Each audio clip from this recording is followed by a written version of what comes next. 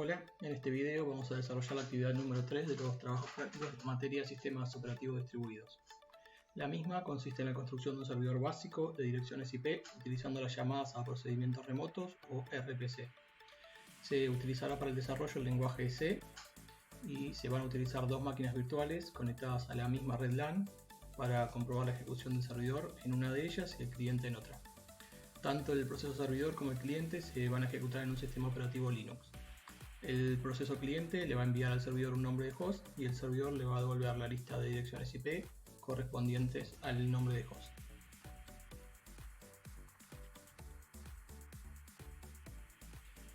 Bien, para probar el código de esta comunicación entre cliente y servidor, tenemos una máquina virtual con la IP 192.168.0.201 en la que vamos a ejecutar el servidor, y otra virtual con la IP 192.168.0.202 donde vamos a ejecutar el cliente remoto. Desde la máquina que va a ejecutar el servidor vamos a ejecutar el código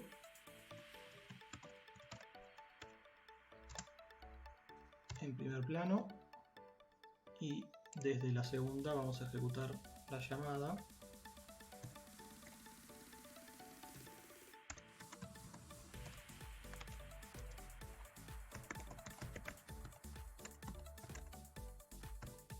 a la virtual 201 y vamos a solicitar un nombre de dominio.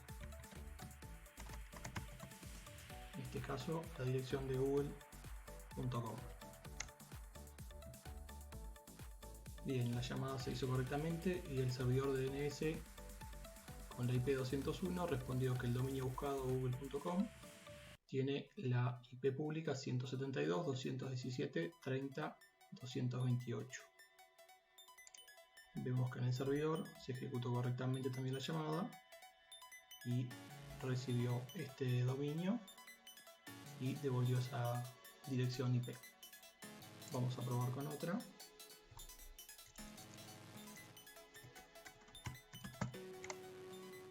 En este caso la dirección IP recibida fueron varias, desde la dirección de YouTube.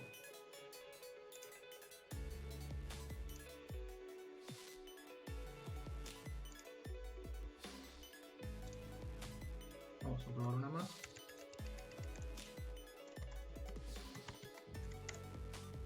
Y tenemos la respuesta de las IP que devolvió el proceso servidor.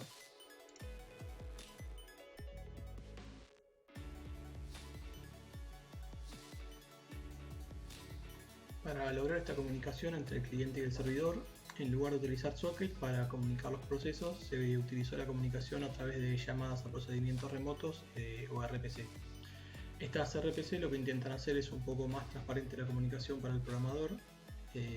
Intentan ocultar la parte más intrincada del paso de mensaje. Esta forma de manejar la comunicación, propuesta por Birren y Nelson en el año 1984, sugirió permitir que los programas llamaran a procedimientos ubicados en otras máquinas, transportando la información en los parámetros desde el proceso que llama al que es llamado y regresando en el procedimiento resultante. De esta forma, ningún mensaje de paso es visible para el programador. Este detalle del paso de mensajes queda oculto en el código de las bibliotecas que van a ser llamadas en el código del programador.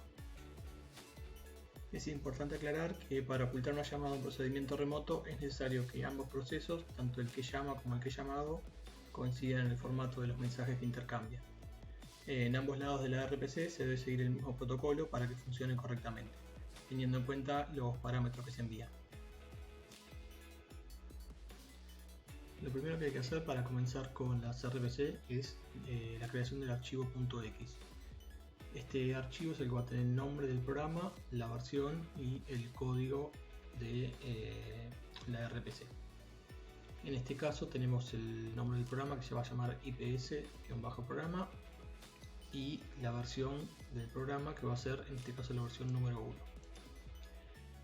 Esta RPC solamente recibe un parámetro y va a devolver también un tipo de dato que hay que definirlos. En el caso de no ser un tipo de dato primitivo, hay que definir una estructura que contemple los distintos parámetros que pueda llegar a necesitar la función.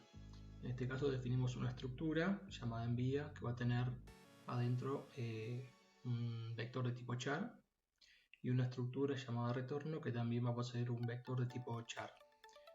Acá vemos en el código que la función recibe un parámetro solo, que es la estructura de tipo envía, y devuelve una estructura de tipo retorno. Una vez que tenemos creado el archivo ips.x, vamos a hacer la llamada al comando rpcgen. Este comando nos va a generar 7 nuevos archivos con distintas funcionalidades. Va a generar un archivo .h. Este archivo contiene los prototipos de las funciones creadas y por lo tanto en el código del cliente y en el servidor se debe realizar un include a este archivo. Vemos que es un código que está generado automáticamente y que no se debe editar. Luego tenemos los archivos del cliente y del servidor que contienen el código de las llamadas, las cuales vemos que son bastante más complejas con varios parámetros y que quedan encapsuladas como para que sean más sencillas de utilizar desde el código del servidor y el cliente con solamente un par de parámetros. Estos dos archivos deberían quedar tal cual se generan por el rpcgen sin sufrir ninguna modificación.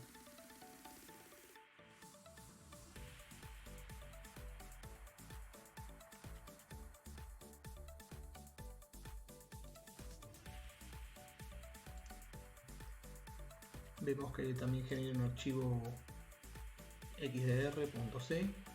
Este archivo contiene las funciones de conversión para los parámetros, ya que tanto el cliente como el servidor pueden estar trabajando en arquitecturas diferentes y por lo tanto se debe traducir a un código independiente de las máquinas que lo ejecutan.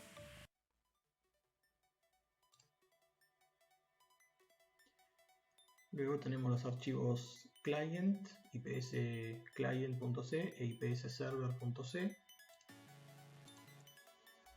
Estos son los que tienen los archivos con el código prearmado, son los que hay que modificar para ingresar el código de las funciones que deseamos que realicen los procesos.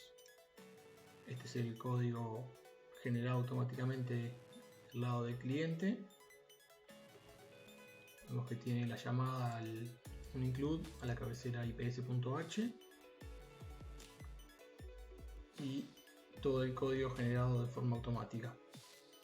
Lo mismo en el caso del servidor, la llamada al archivo a la cabecera ips.h, la estructura de retorno, los argumentos que recibe y en este caso donde se debe insertar el código de la función.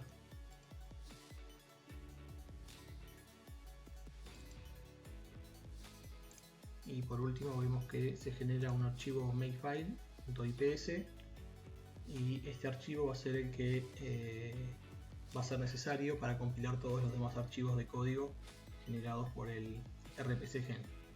Cuando modifiquemos los archivos ipsclient.c e ipsserver.c con el código de nuestras funciones, vamos a volverlo a compilar con este archivo makefile.ips.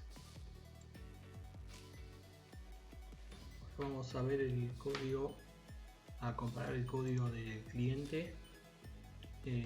Al lado izquierdo de la pantalla es el código generado automáticamente sin ninguna modificación y en el lado derecho es el código con las modificaciones realizadas para hacer la función que nosotros queremos. Como vemos tiene el include a la cabecera ips.h y vamos directo al main. Lo que va a recibir va a ser los argumentos. El primer argumento va a ser el host, el que va a llamar, y el segundo en este caso va a ser el dominio que nosotros le pasamos. Bueno, si los argumentos no son 2 como necesitamos, va a ser un error, va a mostrar un error, y en el caso de que estén los dos argumentos bien, va a ser el host el primer argumento y va a hacer la llamada al RPC, al IPS programa en la versión 1 en este caso. Va a pasar el host como primer argumento y el dominio en el segundo argumento. Esta es la llamada, se editó los parámetros que recibe para adaptarlo a la función. Como vemos en el lado izquierdo solamente tiene un parámetro y en el editado tiene los dos parámetros. Bueno, este programa luego define el cliente, una estructura de retorno para recibir el resultado y una estructura envía que es la que va a enviar al servidor. Va a ser un create del cliente pasando los parámetros del host, cuál es el programa que se va a ejecutar en el servidor y la versión del programa. En el caso de que sea nula la llamada, bueno, va a devolver un error y si no va a continuar con el código. Y en este caso vamos a hacer agregar una de las líneas para que en el primer miembro de la estructura envía ponga el dominio que escribimos en la función. Luego se va a llamar en el servidor pasándole por referencia la estructura envía y el cliente que está haciendo la llamada. Y este va a ser el resultado, el retorno del servidor. En el caso de que no sea un error, son las líneas agregadas las que en este caso vamos a mostrar solamente con un printf los datos del host, cuál fue el host que solicitamos que nos devolviera este valor, que es la llamada de RPC, el dominio buscado y toda la lista de IPs que nos devolvió el servidor. Y finalmente se hace un destroy del cliente.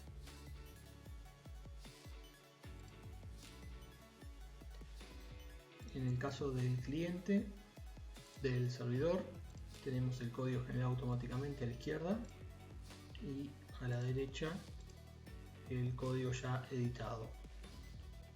Como vemos en el editado tiene un include a dos cabeceras que necesitamos, una función IP que está definida más abajo, que en este caso la función lo que va a hacer es recibir el dominio y va a devolver todas las IP del host recibido, del dominio recibido.